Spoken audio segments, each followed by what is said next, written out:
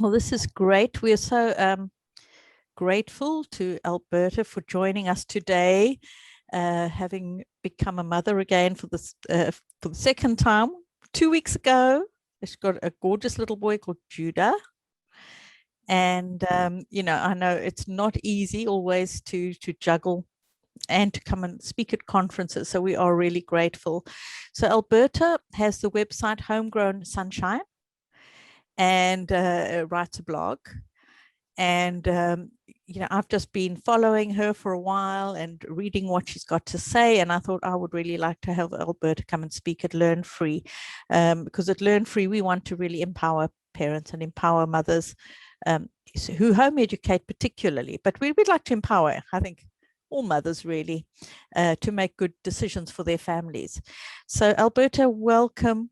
We're very delighted to have you here with us. And, I'm going to hand over the floor to you now and shut myself up, I think. Thank you, Juliet. That's really kind of you. So as Juliet said, my name's Alberta Stevens. I am a homemade mom of two now. I used to be a homemade mom of an only child. But 2 weeks ago, I had like Juliet said, a lovely little boy. I'm also a writer, a podcaster, and I blog at Homegrown Sunshine. So it's a real pleasure and honor to be here with all of you today. Thank you for making the time, especially on a Saturday afternoon, which is precious to parents.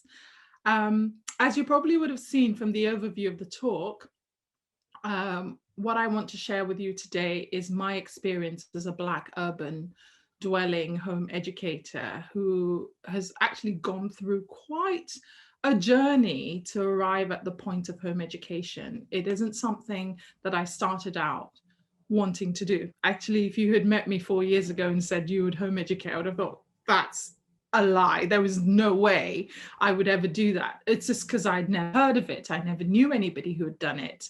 I think there was just one person from my church who I'd heard from a distance had home educated her 4 children, and she was very privileged. And so I thought she was on an ilk of her own and not something that is of my caliber. But through various experiences that my son went through at school, and some of them that I contributed to myself without knowing, I found myself at this juncture about 3 years ago of home educating, and I have never looked back. And I wish I had the privilege of having had something like Learn Free, when I was a young mum, to know that there were alternatives there that would help me when I was confronted with difficulties by authorities or people who seemingly knew better than me as a parent for my son, to champion my son's life, to advocate for him. In other words, as Juliet said, to empower me to know that actually I have a choice. I don't have to go with the flow. I don't have to hurt my son in the process of educating him, that there were alternatives. So I want to draw from that experience today to just talk to you about what I went through and how I've been able to cultivate this unique education experience for my child that honors his cultural heritage, who we are, our identity, our faith identity as well, and our core values that draw, that we now fuse that into our education, and also draw from his own unique learning style that I feel have empowered him to become a very confident child who's secure. He's always been confident, but not secure in himself. And I think that's just because he's had so many changes and not been around people that have championed him.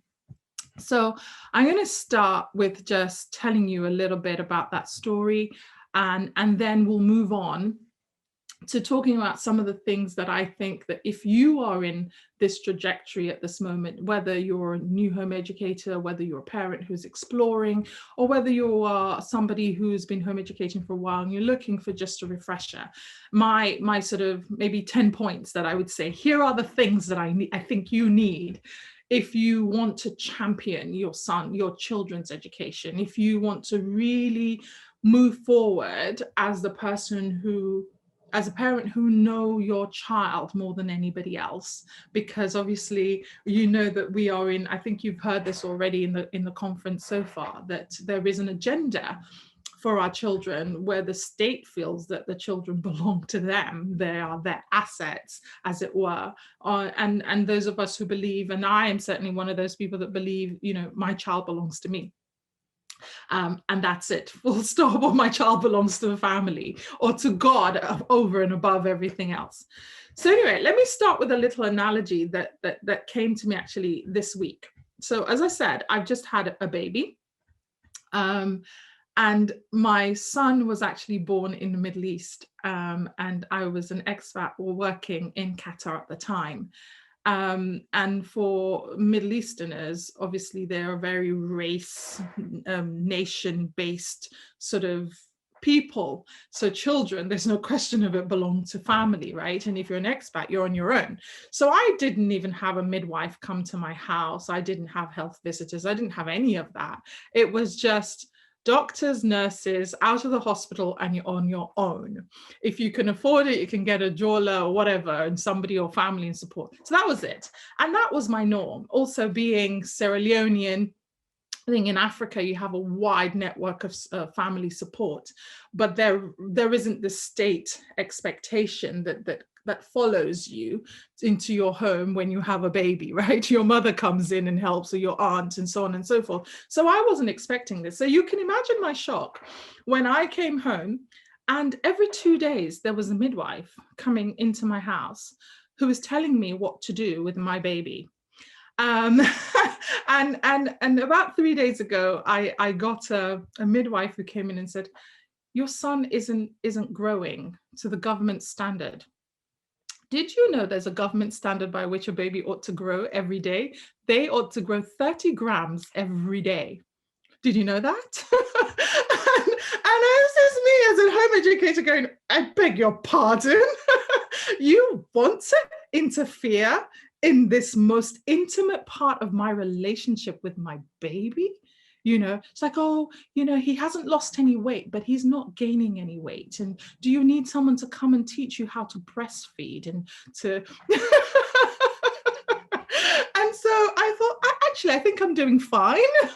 But then suddenly, yesterday, I did have someone coming to teach me how to breastfeed unannounced, just turned up at my door as just a midwife. But then the whole conversation that ensued was, how are you doing with breastfeeding? Oh no, the baby hasn't grown again. I mean, he's only 2 weeks old, and who decides how a baby ought to grow? So anyway, I'm sitting there, and she said, so how do you breastfeed? And I said, well, I breastfeed on demand. If he needs it, I give it, and if I see that he needs it, I give it. She said, oh, that's very good, but you know, we don't use that language anymore. I said, okay, what do you mean? Well, we don't use respond and demand. No, she said, we don't do demand and supply. We use responsive feeding.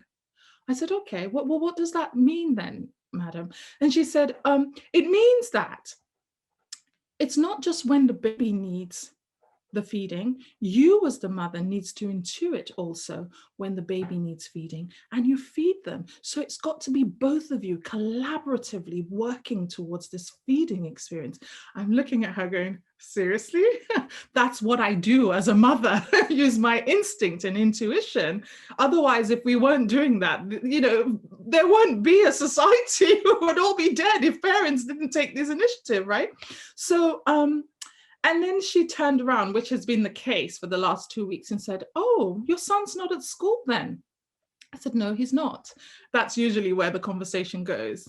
And I said, he's home educated. Oh, really? How does that work? I said, it's responsive education.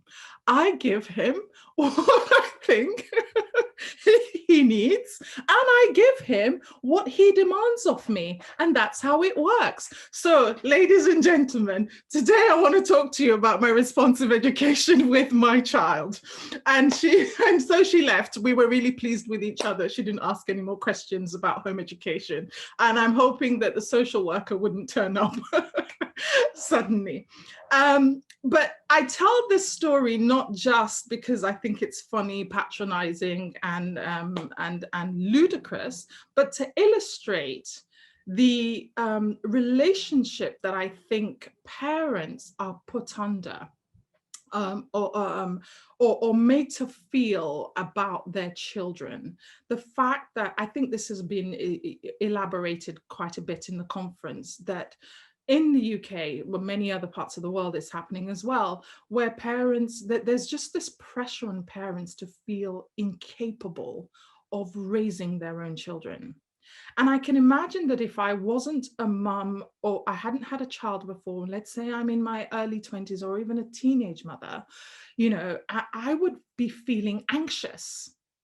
And there would already be this gap between me and this child, because I'm now thinking I'm totally incompetent and incapable of looking after my baby after 2 weeks. Right. And this is what I began to experience when I turned up in the UK when my son was 4.5 years old.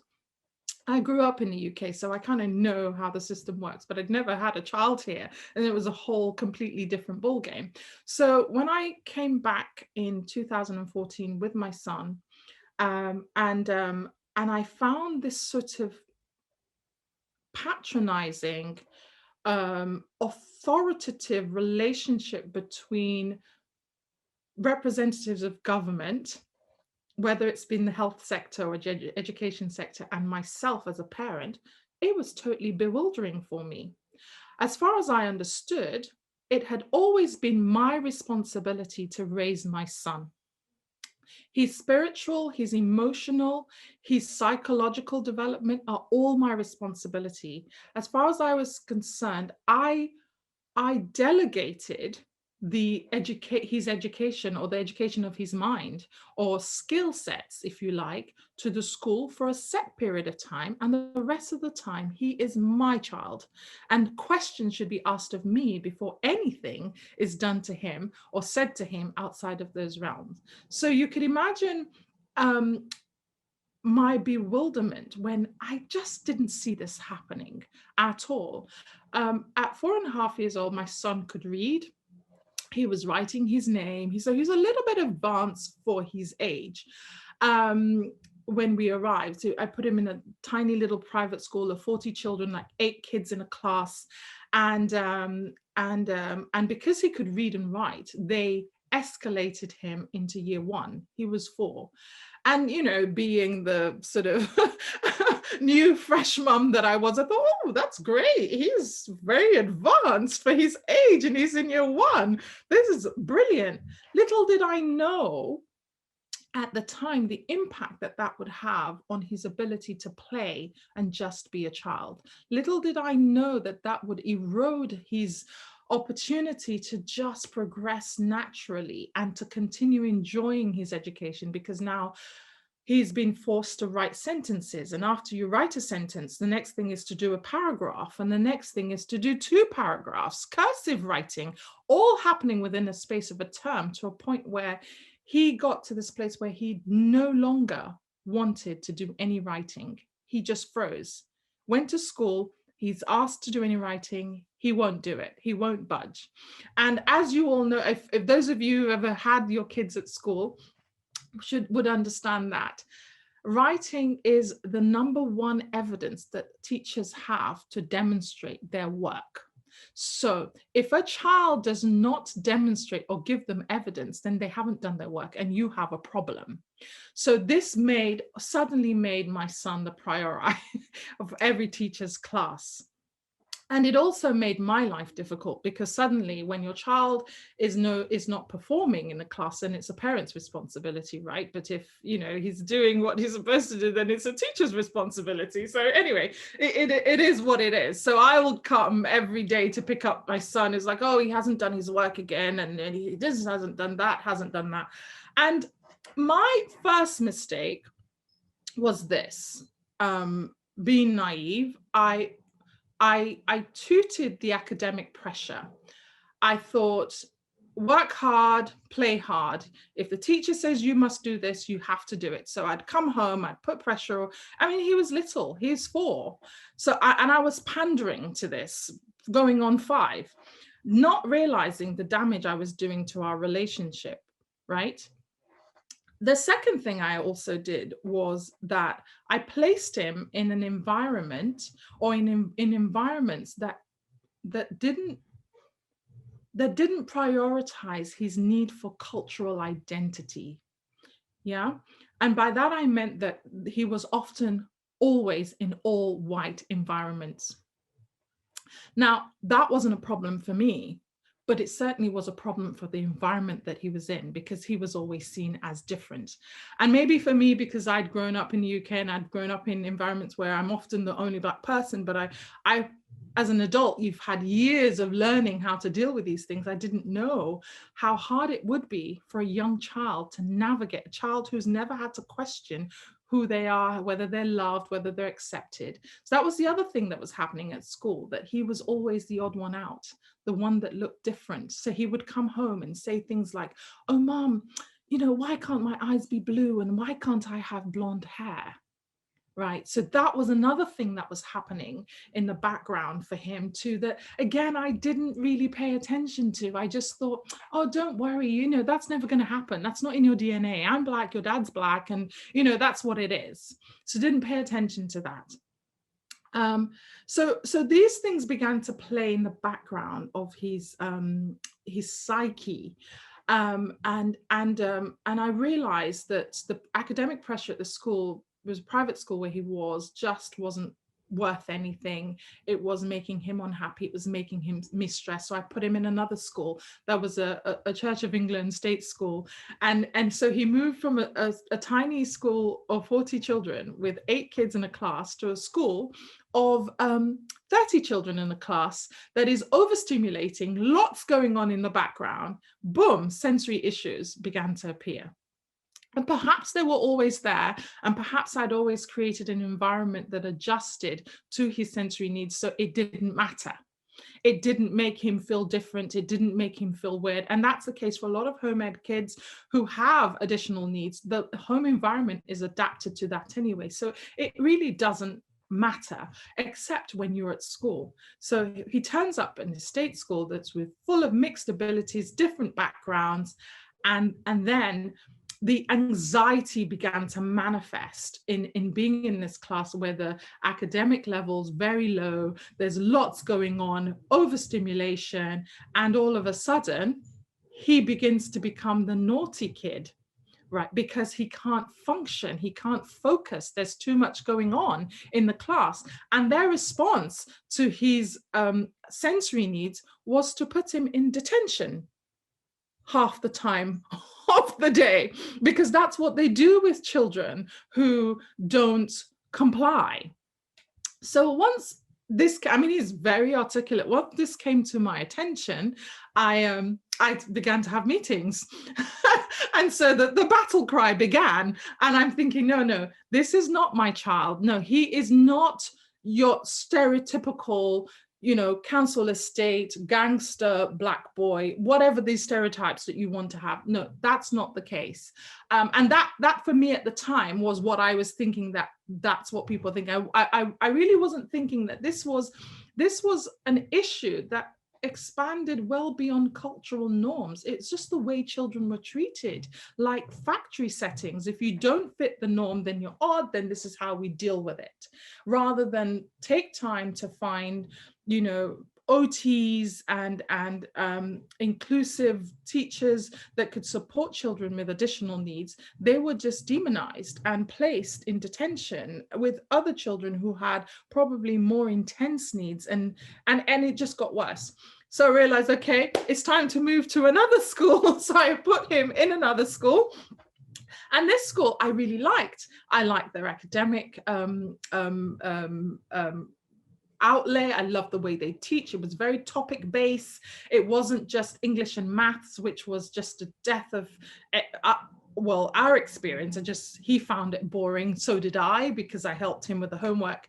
And so this school, I felt there was a good mix of the teaching style. It was very classical education based. It was a free school.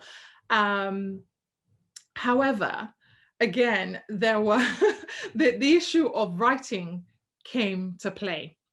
The need for the teacher to demonstrate that my son had been taught became, I soon realized, was the most important thing in a class.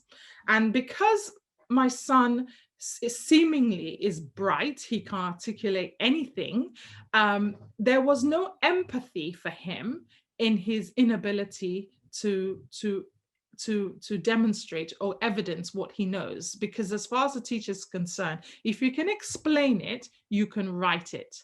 You have a good vocabulary, you don't have problems handwriting, there is no reason why you can't write.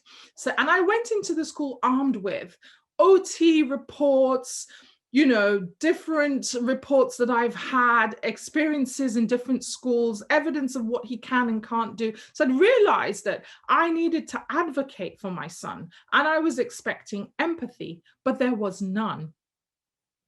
Absolute no empathy, because the teachers are also under pressure to perform. And so it became, for me, I soon realized it was a game, that there was nothing I could do to actually get my son to be comfortable at school. He was a fish out of water. I had meetings, I documented everything. I'd go to meetings, would discuss interventions, we'll do this, we'll do that. And the next day, same thing would happen. He'd be taken out of class because he rocked on his chair. He didn't sit still. He called out an answer. He was too eager. Simple things like that are typical behaviors, especially for boys, were seen as detrimental to the overall welfare of the class. Anyway, I had had enough. He had had enough, because the teacher's behavior towards him started to be mimicked by other children. So once a teacher sees you, or you're seen as a difficult child, it doesn't take long before the rest of the class begin to see you as a difficult child. And soon that then manifested in bullying. And one day he came home and he said to me, "Mom, I don't like myself anymore. I don't want to go to school anymore." My heart sank. And if you know the issues around self-harm amongst young children nowadays, I didn't take that line down, and I didn't think that it was funny. I didn't think it would pass. I knew something was off, because he was a happy-go-lucky child who's passionate about learning, and very curious about the world around him. So I knew something had really sunk into his heart for him to come home and say, "I don't like myself anymore." And that's when I thought, something's got to give. Now, I'm a single parent. I, worked from home, had a job where I was traveling. It wasn't an easy choice for me to make to home educate. But because I worked from home and I had some autonomy with my time, I thought that, let's do this. So it took me all about, I think, a week to make a decision to start home educating my son. And I think I had the confidence to do that because, again, going back to the point that I made at the beginning, he is my son, my responsibility, not the government's, not the teachers, not anybody else's. If anything were to happen to him, say his welfare, it would be my loss. So no education in this world was worth me putting my son's life in detriment, where he's saying, "I don't like myself." And I say, dear, let's get back into that space that is getting you into this place. When at 8, you're saying you don't like yourself. So I went in, it was October half term. I did my research online, found a template letter that said, what I needed to do for elective education. And I used the half term to, just read, download books, read books, go online, read other blogs, and just figure out what this thing was about, what home education was about. And that's what it took for me to rise up as a parent who, you know, had no experience of home education. As I said before, I knew this one woman who I also called and said, look, I really need you to tell me everything you know. Do you think I can do this? And she was so kind. She said, look, I think you can. I think your son's really engaging, brilliant, but I don't know how easy it would be as a single parent. And she was right. It wasn't easy as a single parent. It never has been, especially financially. It has been a huge cost to me, but it's a cost that I was willing to make for my son's sanity, and also for him to enjoy education, enjoy learning, enjoy his experience of education as a life. So here I am, now in the thick of this home education experience. And not only has it been a benefit to my son, it has also been the becoming of me. The things that I thought I would lose, I'd lose my status, my job, my, you know, reputation, even my career, all these things I've gained fourfold, because I have also come into experiencing my own purpose. I've been able to unite areas of my life that were once disjointed, where I had a private faith life and then I had a public sort of secular life, right? Because that's all I knew. I've been able to fuse that. And as both my son and I went on this journey of learning and coming into contact with Charlotte Mason's philosophy, which for me has just been this beautiful unfurling of my faith, and how that intertwines with education, particularly starting with her premise that children are whole persons, you know, that my son is unique and he was made, you know, whole right from the beginning. It's not like he's becoming later, but right from the beginning. And it's my job as a custodian, as a to facilitate him becoming who he's meant to be. That fits so well with what I'd always believed, but never had the words to articulate. Meeting other similar minded moms whom I've learned so much from, and even having the courage to pursue dreams of my own that I never thought I could do because I was so much in the thick of the matrix. So home education has done all of that for us. It has also given me the space to teach my son about his cultural identity, which I shied away from because I myself was never really educated in that myself. I mean, and we tend to think that by osmosis children would learn, but they don't necessarily pick up these things. They walk through it, but they don't necessarily pick up identity if it's not articulated and expressed. What sticks in the mind is what you pay attention to. And so we've been able to bring a lot of that richness of our culture in our education at home, which has brought both confidence and freedom in our learning. So I'm mindful of the time. I don't know how much time I've got.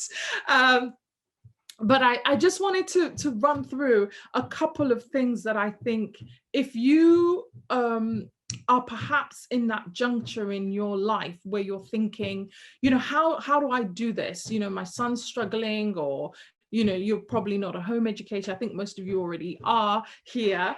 Or perhaps you know of people, you know, who are in your network or locality who may be struggling, you don't know how to help them. Here are some of the things that for me have really helped. I think it's number one is to be your child's champion, to see yourself or your partner as having the ultimate responsibility for your child, not the state. I think once you leave that responsibility to teachers or to health workers or social workers, which is, given what I've experienced in the last 2 weeks, is the modus operandi, you're in trouble. Children aren't just citizens, they are whole persons. And depending on what you believe about how we're made, what we're here for, that also frames how you interact with your child.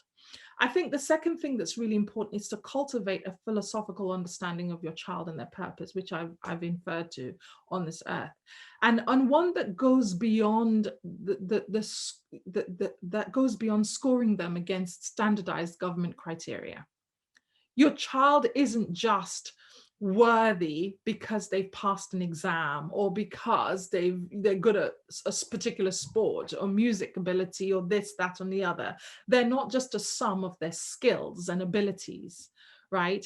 I think I believe, as I've alluded to, that you know that we are here, we're spiritual, physical, and and intellectual beings that are made in the image and likeness of God. And for me, being able to fuse that into our education has been freeing.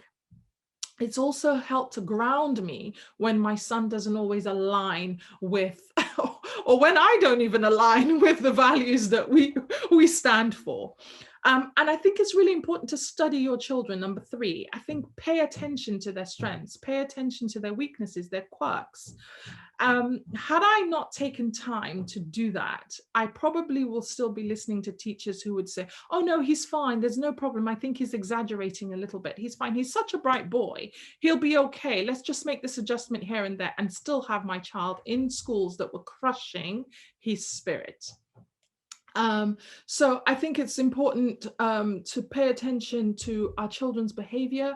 As I said, whether it's good or bad, all communication, children always communicating, all behavior is communication. I think it's important to learn their interests, to read around the behavioral patterns, to really focus on your children. Being part of being a champion is to know them, right? And we tend to anyway know our children, but to really be intentional about this, so that when you encounter someone else who supposedly is an expert, you can use your own judgment to say, well, from what I know of my child, I'm not sure about this, or I agree with this. Number 4, I think it's important to cultivate a child-centered learning environment. Atmosphere is really important. It's important that we create environments where the children can find their interests around them, a beautiful environment that is attractive, that is aligned with your philosophy of education. And everything around us is always educating anyway, perhaps our tone, the way we speak, the way we set up. I don't just mean a physical environment, I also mean emotional and psychological environment as well. And this is also another Charlotte Mason thing, which is to educate the whole child, not just their mind and skills, but to educate their hearts, educate their spirit. Depending on what you believe, I think, again, it's really important that we don't try to replicate school at home. I'm not trying to teach grannies to suck eggs here. I know that a lot of you are veterans and you know this, but for me, this is part of my battle cry. Like, these are the things that I've walked away with and go, look, it has to be about body, soul, and spirit, what we are doing at home. You are not just a head, disembodied head floating around in this house. Often what I would say to my son. So skills are important, but spirit is also important. Character, moral education, emotional regulation is important. And what's beautiful about home education is that it gives us a flexibility to stop, the reading for a minute and address an attitude without, losing anything. And the other thing I would say is also bringing wonder and curiosity. Juliet Bogard calls this enchantment, finding ways to make your learning enchanting, an element of surprise, bringing in the role play, facilitating imagination, and taking kids out in nature, and just wondering at God's creation. I think for children to see the immediate connection between what they're learning and how that interplays with life is beautiful. And that for me is the sort of foundation for innovation and creativity. And it doesn't, not much work has to be done. It's more exposure. And then this other Charlotte Mason idea of science of relation comes into play. The kids will connect the dots anyway if you lay the feast on the table. Another thing that's been really important to me, and I've already mentioned this, is number 7 is to bringing your unique cultural and faith identity into your education. This is one area that I think increasingly more and more parents are being almost intimidated not to address with their children. It is seen as indoctrination. Any attempt to especially to educate your children spiritually, to instill a set of right and wrong that is based on your faith values or your cultural values, is deemed to be alienating the child from their sense of self to choose. Now, I often say, well, I don't give my child a choice to eat vegetables because I know vegetables are good for him.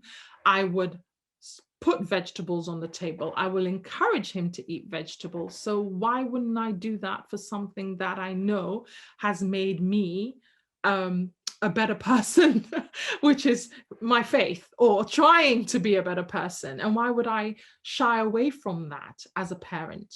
Why would I shy away from teaching him who he is culturally and his cultural identity?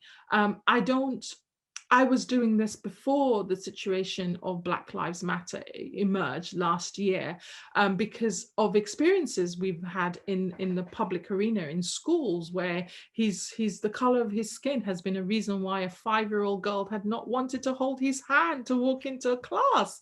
I mean, that rude awakening at 5 to be told that you're forced to have to address an issue that you wish your child didn't have to experience. So it has been so empowering to have the space in home ed to be able to bring all of that in such a beautiful way, the sense of self, both culturally and spiritually, as part of the feast that I lay on the table. And I think it's last 3, it's important also to create an educational philosophy that's grounded in your child's unique identity and their learning skills. Education isn't neutral, as we all know. It is it's anything but that. It is value laden at its core. So I think we have the space as parents to do that. The next thing is to make time as parents for ourselves. Our mental health, our emotional, spiritual health is important. It's really important to cultivate a space where you're growing as the caregiver, the educator in your home. How you do that, there's so many ways to do that, whether it's through reading, taking walks, making time with friends. But it's really important that your children also see you modeling the life that they're going to live when they grow up. And if it's tainted with constant fatigue and tiredness and complaints, then why would they want to grow up to be the adult that you are if it's going to be so burdened with complaint? And lastly, I think it's to make time for community and your tribe. We are, I really believe that it takes a village, and this is hard to do for many people, whether it's if you live in a rural environment, where you're distant from a lot of other people, or whether you're in an urban environment where it's so hard. I mean, you can find a group, but just because you're in a group doesn't mean that you're in a community. So it's not a walk in the park by any means, a stretch of imagination, but it's something that I believe that we need to strive at, whether you have a virtual community or you create your own. But it's really important that we form communities around our children, like-minded, and sometimes of diverse groups as well. And so on that note, I will close to see if you have any questions. I don't know how much time I have left. Thank you very much. Thank you, Alberta. That was amazing. That was so insightful. I'm sure there are loads of people that I can see some people clapping hands. Really enjoyed that. Oh, more hand clapping. Oh, well done you. So if any of you have questions, we've got a few minutes, not a lot. Please put them in the chat and I'll read them out to Alberta and she will answer them. So the first comment that we have, Alberta, is from Danielle. She says, given children are born person, how would you approach taking your child out of school, but if they're reluctant due to lockdown, to the lockdown homeschool experience? Sorry, given So children I'm guessing. lessons, I didn't hear the last part of the. So how would you approach taking your child out of school, but they're reluctant due to the lockdown homeschool experience? Right. Okay. That the child is reluctant because of that. Okay. Gosh, do you know what the truth is, Danielle, sorry, lockdown was hard on everyone. And even for my homeschooler who loves being at home, he hated being at home during lockdown, because I don't think lockdown, I call it pandemic schooling. It is not home education. And I think it's to make a delineation between your to your child between what homeschooling is really like and that lockdown was not home education. And I've written articles and things about that because I knew that somehow this would cause a warped sense of what home education would be like for a lot of people who are experiencing it for the first time. When I wanted to home educate my child, I had several conversations with him before because it was my idea. And one of the things I did was just paint a picture of what it would be like, you know, the days where we could just cuddle on the sofa and read a book, his favorite books. You know, we would go out to the parks and you know, meet up with friends, or maybe just look at nature, you know, go to museums and art galleries, like really build their imagination about what home education would be like, and that it's a journey between the two of you, a journey which I think at the end of it is that you want to be friends. Right. So I think it's really to paint a picture that is different from what you'd experienced during lockdown, because lockdown, you couldn't go out. There wasn't much to do. There was a lot of tension. There was fear, you know, both for parents and children. That was hard on everyone. And that is not what home education is like. I don't know I hope that helps. That's great. Yeah, definitely. Danielle says, thank you so much. So I think that's helped. Any other questions? We've got 1 minute remaining. Danielle, where can they get hold of you if they have questions or they'd like to listen to more of what you do? How can they get hold of you? I'm available at www.homegrownsunshine.co.uk. So my website, my email address is on there. And also I am available on Instagram at homegrown.sunshine as well. So you can get hold of my podcasts on there, my blogs. Yeah. That's brilliant. I've put your email, not your email address, your website address in the chat here. So guys, if you want to note that down quickly. And then I think we'll close the session. Thank you very much, Danielle. Alberta, I've got Danielle on the mind now from her question. Thank you so much, Alberta. That was amazing. That was really, really super. Guys, I'd like to invite you to come back at 4 o'clock for the closing session for Juliette's closing remarks. I'm sure there'll be some interesting things going on there, so I wouldn't miss it if I was you. I look forward to seeing you there. Take care. Thank you. Bye. Thank you. Bye. Bye.